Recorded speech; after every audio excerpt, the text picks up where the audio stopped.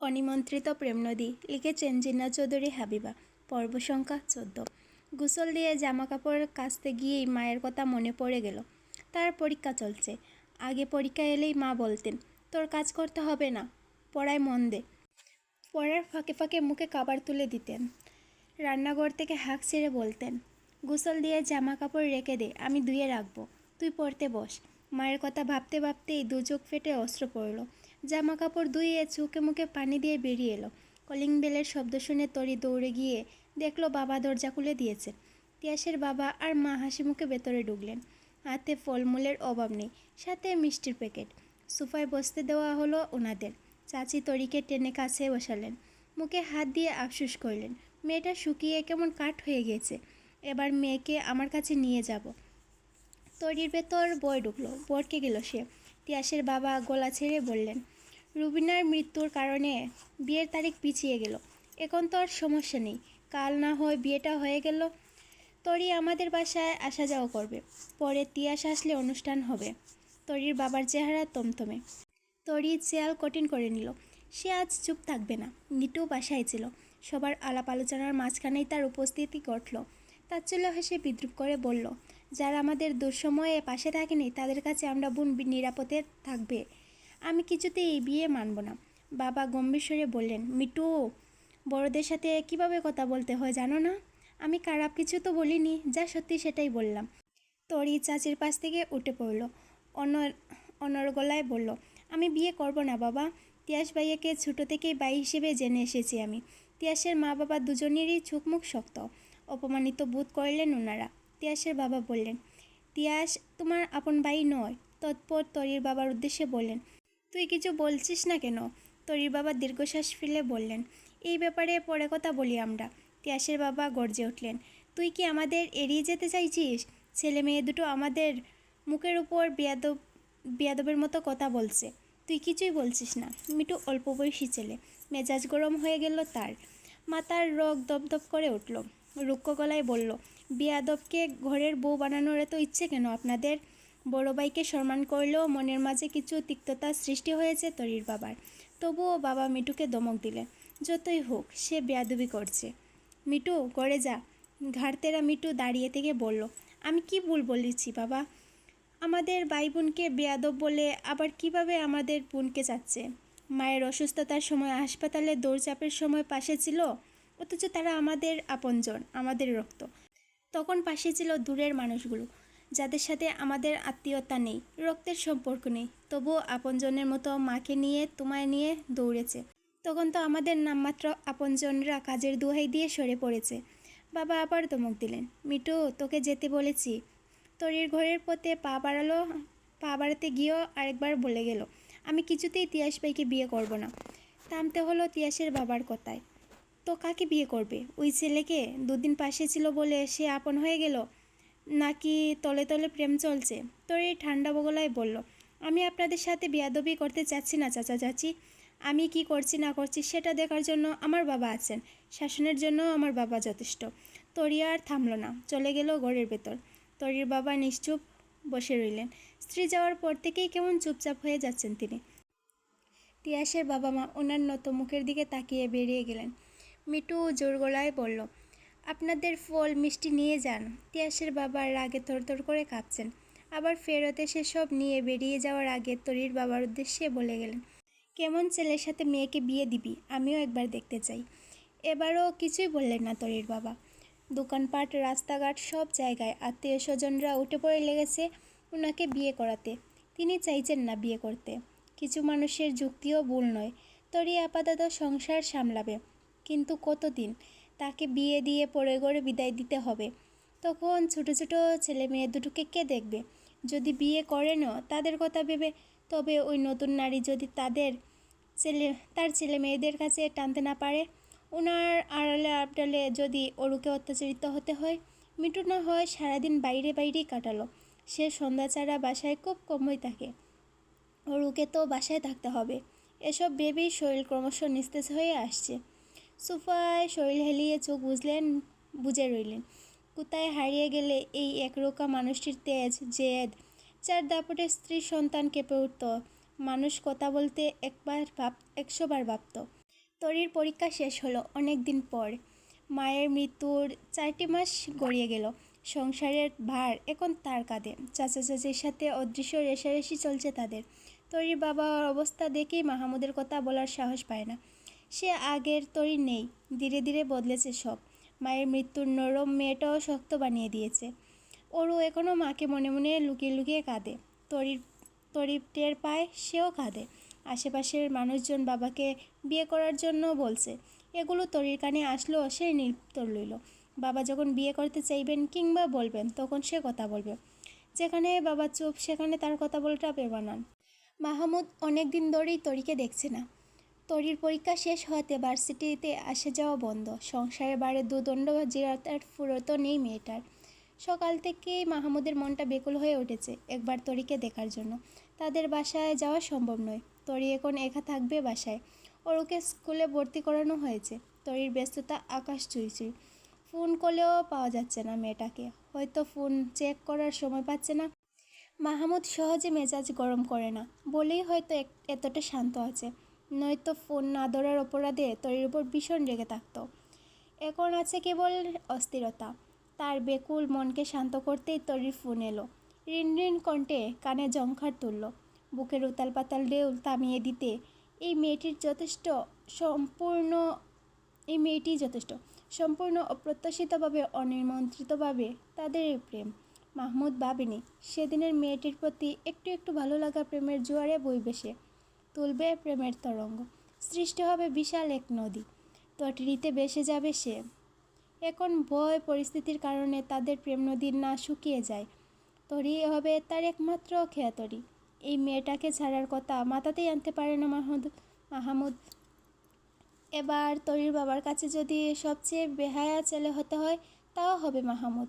তরির জন্য সব করা যায়। তরি হেলো বলেই থেমে গেল। মাহমুদ ঘন ঘন শ্বাস নিয়ে নিজেকে শান্ত করলো।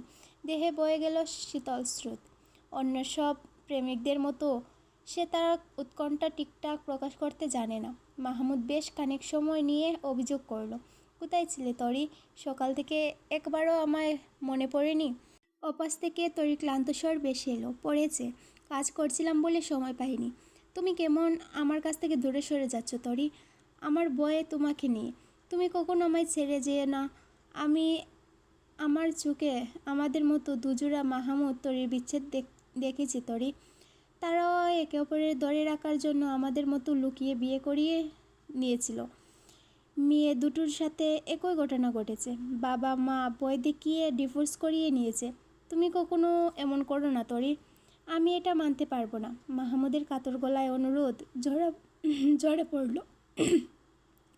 অস্থিরতায় ক্রমশ পায়চারি করছে সে, যার ধকধক শব্দ স্পষ্ট। ওপাশ থেকে তরি শান্ত স্বরে বলল, আপনি শান্ত হয়ে বসুন। ভয় আমারও আছে।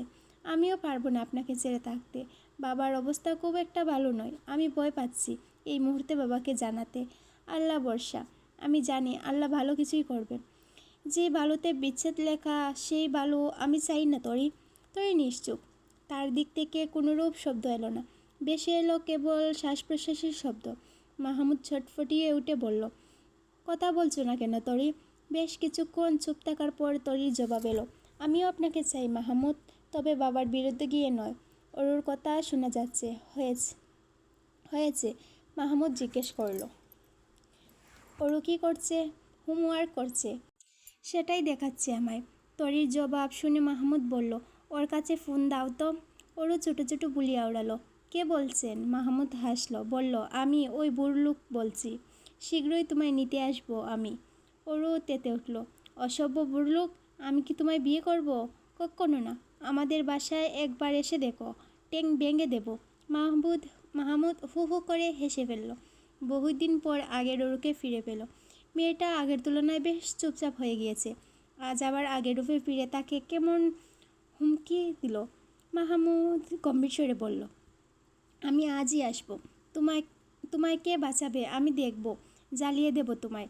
সেই চাই দিয়ে দাঁত মাজবো আমি। তরির কিলকিল হাসির শব্দ বেশি এলো। দুজনের কথোপকথন সে বেশ উপভোগ করছে, তা বোঝা যাচ্ছে। মাহমুদ তৃপ্তি হলো। বহুদিন পর তরিও এমন প্রাণ খুলে হাসল। মাহমুদ অরুকে জবাব দিল, আমি খুব ভয় পেয়েছি ম্যাডাম। আমার ভুল হয়েছে, প্লিজ আমায় জ্বালিয়ে মারবেন না। ওরু ভাব দেখিয়ে বলল, মনে থাকে যেন। তৎপর তরির হাতে ফোন দিয়ে দিল। তরি হাসছে নিঃসংকোচে, মাহমুদও হাসছে। স্কুল থেকে ফিরেছে রামি আর মিটু। এখন প্রকৃতিতে শীতের আমেজ বিদ্যমান। তাড়াতাড়ি ছুটি হয়ে যাচ্ছে স্কুল। দুটো মেয়ে মুখে একগাদা মেকআপ করে কোথায় যাচ্ছে, যা অতিরিক্ত মনে হচ্ছে। রামি মিটুকে কুচা দিয়ে বলল, দেখ দেখ, আমাদের আপুরা চাঁদের মতো উজ্জ্বল হতে গিয়ে সূর্যের মতো উত্তাপ ঢালছে। দ্বিতীয়বার তাকানোর ইচ্ছে হলো না। মিটু তাকালো একবার। রামির কথায় প্রথমে চুপ রইল, তৎপর হেসে লুটুপুটু খেলো। সাথে রামিও যোগ দিল। হাসির শব্দ এতটা বেশি ছিল যে অনেকেই তাদের দিকে তাকালো। মেয়ে দুটো কেমন বাঁকা চোখে তাকালো, নিশ্চয়ই বুঝতে পেরেছে তাদের উদ্দেশ্য করেই হাসছে।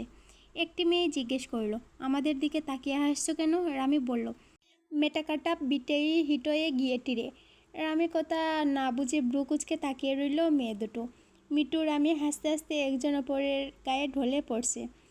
মেকআপ বেশি হয়ে গিয়েছে, কথাটা নির্ঘাত বুঝেনি মেয়ে দুটো, নইলে জুতো পড়তো তাদের দুই বন্ধুর গালে। তরি চাঁদে কাপড় শুকাতে গেল। একজন ভাড়াটিয়া আন্টি তাকে দাঁড়াতে বলল। তিনি ওর বাবার ব্যাপারে কথা তুললেন। তোমার বাবার বিয়ে করা উচিত। তুমি কয়েকদিন পর পরের ঘরে চলে যাবে, তখন সব কিছু কে সামলাবে বলো? সবটা তুমি নিজেই চিন্তা করে দেখো। তরি কষ্ট পেলেও মুখে প্রকাশ করল না, শুধু শক্ত গলায় বলল, আমার বাবা যদি বিয়ে করতে চান তবে আমি কখনোই বাধা দেব না। তৎপর ধপধপ করে সিঁড়ি বেয়ে নেমে পড়ল। বারান্দার শীতল হাওয়ায় শরীরে শিরশিরি অনুভূতি জন্ম দিচ্ছে। এক হাতে অপর হাতে ঘষে চলছে তরি। কতগুলো দিন পেরিয়ে গেল, অথচ তাদের সম্পর্কের উন্নতি হলো না। তরির প্রেমে বেকুল মাহমুদ একটিবার দেখা করার জন্য মরিয়া হয়ে উঠেছে। বাবা বাসায় থাকেন না বলেই চলে। তরি ঠিক করলো ওরুকে স্কুল থেকে নিয়ে আসার পথে একবার দেখা করবে মাহমুদের সাথে। বারান্দা ছেড়ে ছুটে এলো ঘরে। মুঠোফোন হাতে তুলে পরিচিত নম্বরে ডায়াল করলো। খানিক সময়ের মাঝেই রিসিভ হলো। শোনা গেল গভীর সেই কণ্ঠস্বর। তরি তরি চুপটি করে শুনল, জবাব দিল না। ছোট্ট এই ডাকে যেন হৃদয় নিংড়ানো সবটুকু ভালোবাসা প্রকাশ পায়। তরি আবার শুনতে চায় তার নাম। নীরবতার অবসান ঘটল না। দেখে মাহমুদ ফের ডাকলো, তরি। তরি চোখ বুঝল, তৎপর অনুরাগী স্বরে জবাব দিল, কথা বলছো না যে? শুনছি। তরির ছোট্ট জবাবে মাহমুদ শুধালো, কি শুনছ? আপনাকে। তরির প্রেমময় স্বরকে উপেক্ষা করল মাহমুদ। নিচু স্বরে বলল, পরে কথা বলছি, ক্লাসে আছি আমি। তরিকে বলার সুযোগ না দিয়েই মাহমুদ কট করে লাইন কেটে দিল। তরির বার্তা পাঠালো তরি, ছুটি নিন, ওরুকে নিতে যাব, তখন দেখা করব আপনার সাথে। ফোন রেখে কাজে লেগে পড়েছে তরি। মাহমুদ ফোনের স্ক্রিনে ভেসে এসে বার্তা পড়ল। তার টোটেন কোণ প্রসারিত হলো। বহুল আকাঙ্ক্ষিত মুহূর্তটি যেন আজ পেতে চলেছে। চোখে মুখে লেগে আছে নজরখাড়া নিটুল হাসি। ছাত্রছাত্রীরা ফিসফিস করছে মাহমুদকে নিয়ে, যার কিছু কিছু মাহমুদের কর্ণধারের বাড়ি খাচ্ছে। হ্যাঁ, স্যার নিশ্চয়ই প্রেম করে। দেখছিস না কীভাবে কথা বলছে, আবার মিটিমিটি হাসছে। অস্বস্তিকর পরিস্থিতিতে পড়ল মাহমুদ। দ্রুত ফোন পকেটে ঢুকিয়ে গলা পরিষ্কার করে একটু কঠোর হলো, অথচ কঠোরতা তার স্বভাবের সাথে যায় না। এত যেন তার বিব্রত ভাব কাটল না। হুট করেই ক্লাস থেকে বিনা বার্তায় বেরিয়ে গেল। মিনিট পাঁচেক বাইরে ঘুরে ফিরে নিজেকে দাতস্থ করে ক্লাসে ফিরল। ক্লাস শেষ হতেই ইমার্জেন্সি বলে ছুটি নিয়ে বেরিয়ে গেল মাহমুদ। রিকশায় চড়ে অরুর স্কুলের সামনে এসে থামল। এখনও ক্লাস ছুটি হতে 30 মিনিট বাকি। শীতের নরম রোদ মিটিমিটি ভালো লাগার জন্ম দিচ্ছে। ঠিক 30 মিনিট নয়, গুনে গুনে 25 মিনিট যেতেই তরির অবয়ব দেখা গেল। মাহমুদের হৃদয় শীতল হলো যেন। তরি এসে রিকশা থেকে নামলো। কিছুক্ষণ যেতেই স্কুল ছুটি হলো। একে একে বাচ্চারা গেট দিয়ে বেরিয়ে আসছে। অরু তরিকে দেখেই ছুটে এসে ছোটো ছোটো হাত দুটো দিয়ে কোমর আঁকড়ে ধরল। তরি অরুর কাঁধ থেকে ব্যাগ খুলে নিল। হুট করে পেছন থেকে কেউ কুলে তুলে নেওয়াতে ভড়কে গেল অরু। কুলে চড়ে দেখল মাহমুদ। এতক্ষণ তাকে নজরে আসেনি। অরু গাল ফুলালো, নেমে যেতে চাইল কুল থেকে। মাহমুদ আদুরে সরে বলল, অরু পাখি আমার সাথে কথা বলবে না? অরু ফুলো ফুলো গালে পিটপিট করে তাকিয়ে বলল, না। আমার দোষ কোথায়? তুমি আমাদের বাড়ি থেকে চলে গিয়েছো কেন? মাহমুদ অপরাধী চোখে তাকালো, বলল, সেখান থেকে আমার কলেজ দূর হয়ে যায় যে। তবুও অরুর রাগ কমল না। মাহমুদ ব্যস্ত হয়ে পড়ল তার রাগ ভাঙাতে, বলল, আচ্ছা কী করলে রাগ কমবে? চকলেট, চিপস নাকি অন্য কিছু? অরু আর চোখে তাকালো, তবে রাগ একটু একটু কমছে বোধহয়। তবুও চুপ করে রইল। মাহমুদ দোকানের সামনে দাঁড়িয়ে বলল, কী হবে? এবার কথা বলল অরু। ফুলকো ফুলকো গাল দুটো স্বাভাবিক হয়েছে, তবুও একটু ভাব ধরে চিপস চকলেট দেখিয়ে দিয়ে বলল, এগুলো নেব। মাহমুদ নিঃশব্দে হেসে কিনে দিল। তাকে কুলে নিয়ে তরির হাত নিজের হাতের মুঠোয় নিয়ে সামনে এগোতে গেল। রিস্কায় চড়ে মাহমুদ বলল, চলুন মামা। মৃদুমন্দ বাতাসের সামনের দুটো চুলগুলো বেশ বিরক্ত করছে তরিকে। মাহমুদ এক হাতে সেগুলো সরিয়ে দিল। ওরও তার চিপস চকলেট নিয়েই ব্যস্ত। তরি বা মাহমুদ পাশ ফিরে তাকালে হয়তো তাদের সর্বনাশ দেখতে পেত। ফুটপাতের বেন একজন লোক জামাকাপড় বিক্রি করছে। মিটু অত রাগ ডাক নেই, যখন যেখানে যা পছন্দ হয় নিঃসংকোচে কিনে নেয়। রাতে ট্রাউজার পরে ঘুমাতে আরাম পাওয়া যায়। মিটু ধরে দেখলো ট্রাউজার ভালোই আছে। দামাদামি করার পর ভ্যানের লোকটি বললেন, আরে 20 টাকা বাড়তি দিন। মিটু বলল, এই দামে দিলে দিন, না দিলে আমি যাচ্ছি, আপনার লস হতে দিতে হবে না। লোকটি বলল, আর 10 টাকা বাড়তি দিন, কথা বাড়িও না। মিটু বলল, আপনি যদি বলেন ফ্রিতে তোমার পিঠ চুলকে দেব, তবুও আমি 10 টাকা বাড়তি দেব না। শেষমেশ নিজের ঠিক করা দামেই ট্রাউজার কিনে সামনে এগোলো দুই বন্ধু। রামি এতক্ষণ দাঁড়িয়ে দাঁড়িয়ে মিটুর কাজ দেখল। সে হেসে কুটি কুটি বলল, আমি তোর পিঠ চুলকে দেব, আমাকে 10 টাকা দে। তুই না জমিদারের বংশধর, তাহলে এত ছেঁচড়ামো করলি কেন? মিটু ভাবরসীনভাবে বলল, যদি ছেঁচড়ামি করতাম তাহলে আরও কত দামে নিতে পারতাম, আরও কম দামে নিতে পারতাম। রামি বলল, তুই এক কাজ কর, ভালো ইনকাম হবে, ছেঁচড়ামো ফোর্স সেন্টার খুলে নেয়, সবাই তোর কাছ থেকে শিখবে ছেঁচড়ামো কীভাবে করতে হয়। বুদ্ধি ভালো দিয়েছিস। রামি খুশিতে গদগদ হয়ে বলল, এই খুশিতে আমাকে ট্রিট দে। রামি পকেটে হাত দিল। 100 টাকার নোট বেরিয়ে এসেছে। টাকাটা পকেটে রেখে আফসোস সুরে বলল, পকেটের 2 টাকা নেই বলে তোকে ট্রিট দেওয়ার মতো রিস্ক নিতে পারলাম না। রামি বলল, তুই আসলেই ছেঁচড়া। এতে মিটুর খুব একটা এসে গেল না। সে নির্বিকার ভঙ্গিতে হেঁটে এগিয়ে গেল। হঠাৎই থেমে গেল। চোখ দুটো লাল হয়ে উঠল। একটু একটু পানি জমেছে। রামি তার দৃষ্টি অনুসরণ করে তাকালো। তাদের বয়সী একটি ছেলে মায়ের বয়সী একজনের হাত ধরে এগিয়ে যাচ্ছে। মাঝে মাঝে দুষ্টুমি করছে। সাথে ভদ্রমহিলা হেসে উঠে কানমোলা দিচ্ছেন। মিটুর কাঁধে হাত রাখলো রামি। সদ্বিদ ফিরতেই শার্টের হাতায় চোখ মুছে নিল মিটু। রামির উদ্দেশ্যে বলল, চল, দেরি হয়ে যাচ্ছে। কণ্ঠস্বর রুদ্ধ হয়ে আসছে। রামির কাছে সান্ত্বনা দেওয়ার মতো কোনো শব্দ বা বাক্য নেই। সেও আর কথা বাড়ালো না, সামনে এগিয়ে গেল। মুহূর্তের হাসাহাসি বন্ধুদের মাঝে কালো মেঘ জমল। হই হুল্লোড়ে থেমে নিস্তব্ধ হলো সব কিছু। বাবা বাড়ি ফেরার পর থেকেই থমথমে মুখে বসে আছেন। কোনো কথা বলছেন না তরির সাথে। তরি যাই জিজ্ঞেস করছে জবাব দিচ্ছেন না। আবার জিজ্ঞেস করলো, কী হয়েছে বাবা? আমি কোনো দোষ করেছি? এভাবে চুপ করে আছো কেন? বাবা আরও গম্ভীর হলেন। তরি ভেতরে ত্রাসের রাজত্ব। বড় কোনো দোষ না করলে বাবা এমন চুপচাপ থাকেন না তাদের সাথে। তরি অস্ফুট স্বরে আরেকবার ভয়ে ভয়ে ডাকলো, বাবা।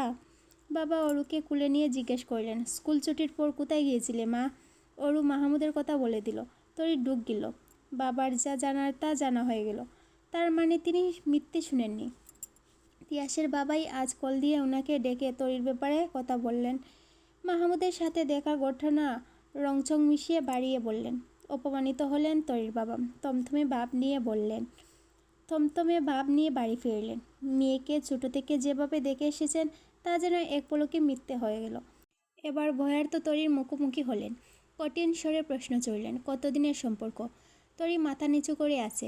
বাবা হুঙ্কার চালেন, প্রশ্ন করেছি আমি। কেঁপে উঠল তরি। কণ্ঠস্বর রুদ্ধ হয়ে এলো। ভয়ে মুখ দিয়ে একটা শব্দ উচ্চারণ হলো না। থরথর করে হাত পা কাঁপছে। প্রস্তুতি নিচ্ছে সত্যিটা বলার। বাবা আবারও ধমকে উঠলেন। তরি হুট করেই বলে ফেলল, আমরা বিয়ে করে ফেলেছি বাবা। তরি বাবা থমকে গেলেন। এতক্ষণের তেজ মলিন হয়ে এলো। তরির ভর ছেড়ে দিলেন।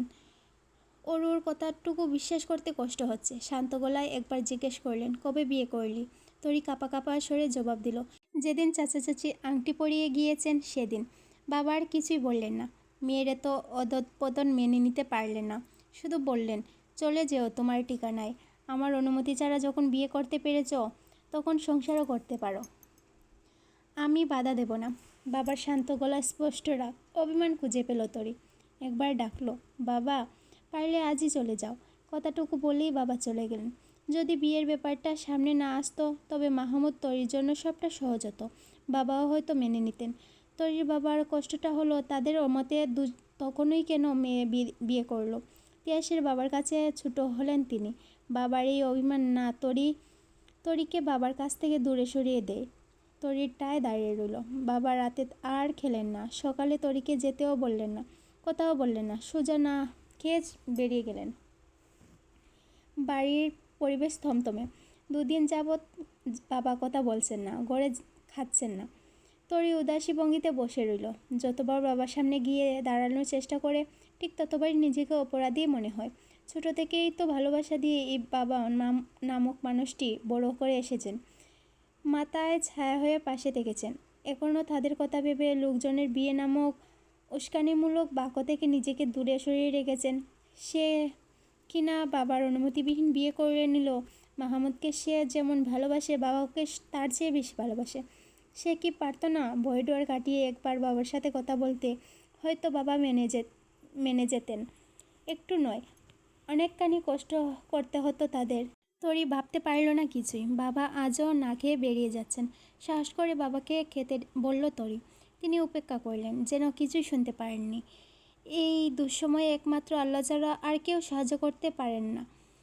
তরি অজু করে জায়নামাজে দাঁড়িয়ে গেল। দুহাত তুলে আল্লাহর দরবারে ক্ষমা চাইল বাবাকে কষ্ট দেওয়ার জন্য। আজ তার বুদ্ধোদয় হলো। মোনাজাতে কাঁদলো অনেকটা সময়। মায়ের জন্য দোয়া করল, এ আল্লাহ, আপনি বড় দয়ালু, পরম পরিকল্পনাকারী। আমার মতে গুনাহগার বান্দাকে আপনার দরবারে কবুল করুন। সকল কবর প্রবাসীর সাথে সাথে আমার মাকেও জান্নাতে উচ্চ মকাম দান করুন। পিতামাতার অবাধ্যতার জন্য আপনি আমায় ক্ষমা করুন। আমার বাবাকে জীবনের শেষ মুহূর্ত পর্যন্ত সুস্থতা দান করুন আল্লাহ। আমার ছোট ভাই বোন দুটোর কষ্ট কমিয়ে দিন। দিনরাত মায়ের জন্য তাদের আহাজারিতে আমার অন্তর ফেটে যায়। আমি তাদের জন্য কিছুই করতে পারছি না। আমি জানি আপনি ক্ষমাশীল, ক্ষমা করুন আমায়। হিদায়াত দান করে আপনার পথে চলার তৌফিক দান করুন। আপনি যা জানেন আমি তা জানি না আল্লাহ। আপনি জানেন কিসে আমার ভালো আর কিসে মন্দ। আপনার পরিকল্পনা নিয়ামতের অপেক্ষায় আছি আমি। যতটুকু নিয়ামত দান করেছেন তার জন্য হাজার হাজার শুকরিয়া। যা বলে শেষ করার সাধ্য আমার নেই। টপ টপ করে চোখের পানিতে কপোল জোড়া ভিজে গেল। এখন একমাত্র ভরসা আল্লাহ। সে বাবাকে যেমন চায় তেমন স্বামীও চায়। আল্লাহর রহমতের উপর বিশ্বাস করে আছে। নিশ্চয়ই তিনি যা কিছু করেন বান্দার ভালোর জন্যই করেন। রাত 9টার পর কলিং বেলের শব্দ হলো। বাবা বাসায় 8টার পরই চলে আসেন। মিটুও গড়ে। তরি মাথায় কাপড় দিয়ে দ্রুত পা চালিয়ে দরজা খুলে দিল। অনেকটা সময় স্তব্ধ হয়ে দাঁড়িয়ে রইল। তার শব্দভাণ্ডার যেন ফুরিয়ে এসেছে। আয়েশা সুলতানা হাসি মুখে ভিতরে ঢুকলেন। সাথে আরও 4 জন মানুষ আছে। মাহমুদ সবার পেছনে দাঁড়ানো। ইরা, বড় ভাইয়া আর আমিও এসেছে। তরির নীরবতা কাটিয়ে দরজা ছেড়ে দাঁড়ালো। নম্রভাবে ভেতরে আসার আহ্বান জানালো সবাইকে। বাবা সামনের রুমেই বসেছিলেন। আয়েশা সুলতানাকে পরিবার সমেত দেখে তৃপ্ত শ্বাস ছাড়লেন, তবে কিছুই বললেন না। ভাবগতি গাম্ভীর্যপূর্ণ, যেন তিনি ধারণা করে ফেলেছেন আয়েশা সুলতানা আসার উদ্দেশ্যটা কী। বাবার রাগের ব্যাপারে তরি মাহমুদকে জানিয়েছিল বটে, তবে সে যে হুট করে পরিবার নিয়ে এভাবে চলে আসবে এটা ভাবেনি। আয়েশা সুলতানা গলা ছাড়লেন। ভদ্রমহিলা ভদ্রভাবেই কথা শুরু করলেন, কেমন আছেন ভাই সাহেব? তরির বাবার থমথমে চেহারার জবাব এলো, সেটা নিশ্চয়ই আপনার অজানা নয়। আমার বিপদের সময় আপনারা যথেষ্ট সাহায্য করেছেন, তাতে আমি সারা জীবন কৃতজ্ঞ থাকব। তবে ছেলে মেয়েকে এভাবে প্রশ্রয় দেওয়া ব্যাপারটা আমি আপনাকে সাপোর্ট দিতে পারছি না। দীর্ঘশ্বাস ছাড়লেন আয়েশা সুলতানা। বললেন, আপনার মতো প্রথমে আমিও ব্যাপারটা জানতাম না। যখন জেনেছি তখন সত্যি বড় একটা ধাক্কা খেয়েছি। আমি নিজেও এদের এভাবে বিয়েটা সাপোর্ট করিনি। ছেলে মেয়ে দুজনকে পছন্দ করে, অথচ আমরা অভিভাবক কেউই অবগত ছিলাম না। তারা দুজনে মিলে আমাদের সাথে খোলাখুলি আলোচনা করতে পারত। তরি আপনার মেয়ে, তাকে সবার চেয়ে আপনি ভালো চিনবেন। আপনার মেয়ে ভীতু প্রকৃতির। তার এই বীরতার কারণে আজ আপনি কষ্ট পাচ্ছেন। অবশ্য তার ভয় পাওয়ার অস্বাভাবিক কিছু নয়। আপনার মতো কঠোর ব্যক্তিত্বের একজন বাবার কাছে নিজের পছন্দ হাজির করার মতো সৎ সাহস তার ছিল না। এখন হয়তো পরিস্থিতি অন্যরকম। ভুল তো করে ফেলেছে। আমরাই বাবা মা, আমরা ছাড়া আর ওদের বুকে টেনে নেওয়ার মতো কে আছে? মেজাজ এমনিতেই দুদিন যাবৎ খারাপ হয়ে আছে। রাগ সামলাতে না পেরে হাঁকিয়ে উঠলেন তরির বাবা। রুক্ষ গলায় বললেন, তাই বলে এভাবে বাবা মায়ের সম্মতি নিয়ে খেলবে? তখন ওর রিং পরানো হয়ে গিয়েছে আর সে বিয়ে করে বসে আছে। আমার সম্মানটা কোথায় গেল ভেবে দেখেছেন? উত্তেজিত হয়ে পড়লেন তরির বাবা। এতদিনের সবার উপর জমানো রাগ, অভিমান, কষ্ট একসাথে ঝেড়ে ফেললেন। আয়শা সুলতানা ব্যাপারটাকে স্বাভাবিকভাবে নিয়েই শান্ত গলায় বুঝালেন, বিয়ে ঠিক করার আগে মেয়ের মতামত চাইলে নিশ্চয়ই আপনার সম্মান খুইয়ে যেত না? সন্তানের বিয়েতে যেমন বাবা মায়ের মতামতের প্রয়োজন আছে, তার চেয়ে বেশি মতামত প্রয়োজন সন্তানের। কারণ সংসারটা তার, পুরো একটা জীবনের ব্যাপার। আপনি বাবা, আজ আপনি কষ্ট পাচ্ছেন। 1 মাস 2 মাস কিংবা 1 বছর পর হলেও মেয়ের জন্য আপনারই মন পড়বে, আর কারো পড়বে না। আপনাদের বিপদের মুহূর্তটুকু না হয় মনে করুন, তখনও আপনারা সন্তানদের কাছে তাকার মতো কেউ ছিল না, এখনও থাকবে না। দিন শেষে বাবা সন্তানদের জন্য আর সন্তান বাবার জন্যই আছেন। তাহলে কার উপর এতটা অভিমান জমিয়ে রেখেছেন? তরির চোখে পানি টলমল করছে। মাহমুদ আজ কোনো কথা বলছে না। তার বিবেকহীন কাজের জন্য সে নিজেও লজ্জিত, তাই মাথা নিচু করে বসে রইল। অবশ্য তখন এটা ছাড়া আর মাথায় আর কোনো বুদ্ধি কাজ করেনি। ইরা মলিন হেসে বলল, দেখুন না আঙ্কেল, আমার বাবা নেই, তাই আমি জানি বাবা হারানোর ব্যথা কী। আপনি থাকা সত্ত্বেও যখন মেয়েকে পর করে দেবেন, আমার চেয়েও বেশি কষ্ট আপনার দুজনেই পাবেন। কারণ দুজন জীবন থাকা সত্ত্বেও একে অপরের কাছে মৃতের মতো থাকবেন। এটা কি ভালো হবে? শান্তি পাবেন আপনি, নাকি তরি শান্তিতে থাকবে? মাহমুদের বড় ভাইও মুখ খুলল। আমার ভাইয়ের মাঝে কি কোনো কমতি আছে? আপনার যদি তার কোনো কাজ অপছন্দ হয়, তবে সে নিজেকে শুধিয়ে নেবে। শুধু একটা ভুলের জন্য বাবা মেয়ের কিংবা ওদের দুজনকে আলাদা করবেন না। আপনার কাছে এই একটাই অনুরোধ। তরির বাবার চেহারা তমতমে ভাব কিছুটা কমে এসেছে। তিনি কিছু একটা ভাবছেন, বুঝে যাচ্ছে। রামি ছটফট করছে কখন তরির বাবার মুখ দিয়ে রাজি শব্দটি শুনবে। তবে বড়দের মাঝে কোনো কথা বলছে না। সবাই তরির বাবার মুখের দিকে চেয়ে আছেন। তিনিও বেশ অপ্রস্তুত হয়ে পড়লেন। আয়শা সুলতানা বললেন, আপনার সময় লাগবে, আপনি সময় নিন, আমাদের আপত্তি নেই। অগত্যা তরির বাবা জবাব দিলেন, আমি ভেবে জানাবো আপনাদের। সকালে মুখে কিঞ্চিত হাসার আলো দেখা গেল। বাবা তরির সাথে কথা বললেন, সবার জন্য খাবারের ব্যবস্থা করো তো টিনি। তরির চোখে আনন্দের স্রোত, চোখে পানি নিয়ে উপর নিচ মাথা নাড়িয়ে ছুটে গেল রান্নাঘরে। পেছন পেছন ইরাও উঠে গেল। রামি মিটু দুজনেই ছুটে মিটুর ঘরে গেল। আনন্দে আত্মহারা হয়ে কুলাকুলি করল দুজন। বাবার ভেবে দেখাকে মিটু যে করেই হোক হেতে পরিণত করবে। মা যাওয়ার পর এই বোনই তো দ্বিতীয় মা হয়ে তাদের আগলে রেখেছে। রাতে শুয়ে পড়ার পর এই বোনই তো তার মাথায় হাত বুলিয়ে দিয়েছে। মিটু টের পেয়েও ঘুমের ভান ধরে পড়ে থাকত। সেই বোনকে কষ্ট পেতে দেয় কি করে? তরির হাতে হাতে কাজ করতে গিয়ে হীরা বলল, চিন্তা করো না তরি, তোমাকে আমার যা করে নিয়ে যাওয়া পর্যন্ত আমি ক্লান্ত হব না। তরি আল্লাহর শুকরিয়া আদায় করল। আল্লাহ কতটা দয়ালু, তার কাছে চাইলেন সব পাওয়া যায়। বাবা তার সাথে কথা বলছে, আপাতত তার চেয়ে আনন্দের আর কিছুই নেই। ঘণ্টাখানেক পূর্বেও যে দুনিয়াতে বিষাক্ত মনে হয়েছে, সেই দুনিয়াকে এখন আনন্দের মেলা, সুখের সমুদ্র মনে হচ্ছে। অল্পতেই নিরাশ হলে হয় না। আল্লাহকে ভরসা করে ধৈর্য ধরলে আল্লাহ তার বান্দাকে নিরাশ করেন না। আপনি আল্লাহর কাছে কিছু চাইলে তিনি দেবেন, যা আপনার জন্য উত্তম। সময় মতো আপনি আপনার পাওনা পেয়ে যাবেন। ধৈর্য হারালে চলবে না। সবার রাতের খাবার দুজনে মিলে তৈরি করে নিচ্ছে হাতে হাতে। অরু মাহমুদের চারপাশে ঘুরঘুর করছে। মাহমুদ ইরার কাছে ডাকলেও গেল না। উঠে পড়ল মাহমুদ, অরুকে কুলে তুলে নিল। সে গাল ফুলিয়ে রেখেছে। মিটুর কাছে শুনেছে তার আপুকে নাকি মাহমুদ ভাইয়া নিয়ে যাবে, তাই অরু ভীষণ রেগে আছে। মাহমুদ চাপা স্বরে জিজ্ঞেস করল, অরু পাখির মন খারাপ কেন? কেউ বকেছে? অরু ফুলা ফুলা গালে থমথমে স্বরে জবাব দিল, আমার আপুকে তোমায় নিয়ে যেতে দেব না। মাহমুদের বড় ভাই অরু গাল টেনে বলল, আমরা সাথে তোমাকেও নিয়ে যাব। আমার 2টো বউ লাগবে, একটা আছে, আরেকটা তুমি হবে। তোমাকেও বিয়ে করব। অরু গাল থেকে হাত সরিয়ে নাক মুখ কুঁচকে বলল, তুমি বুড়ো, আমি বুড়ো লোক বিয়ে করব না। উহু করে হেসে উঠলেন বড় ভাইয়া। ওদিকে মিটু আর রামির বেশ আলাপ চলছে চুপিসারে। একজন ঘর ছেড়ে বের হচ্ছে না। সবার রাতের খাবার শেষ হতে মাহমুদরা বাসার উদ্দেশ্যে বেরিয়ে পড়লেন। আজ ওরও এখনো পর্যন্ত ঘুমায়নি। সবার বেরিয়ে যেতেই সে দরে দাঁড়ালো।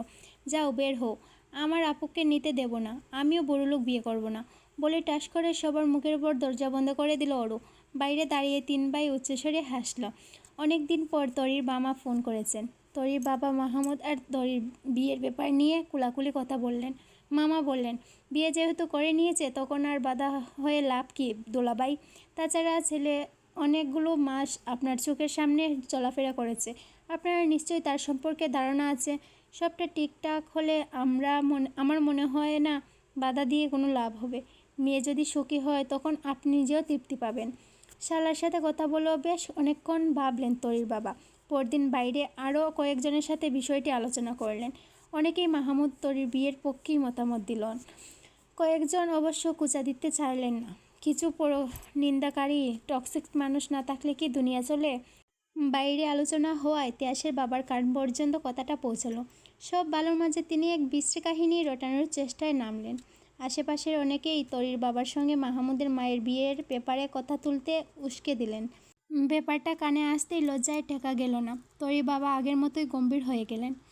তরির মনে পুনরায় আতঙ্ক ভর করল। তার জীবনের সুখটা পেতে পেতে না আবার হারিয়ে ফেলে।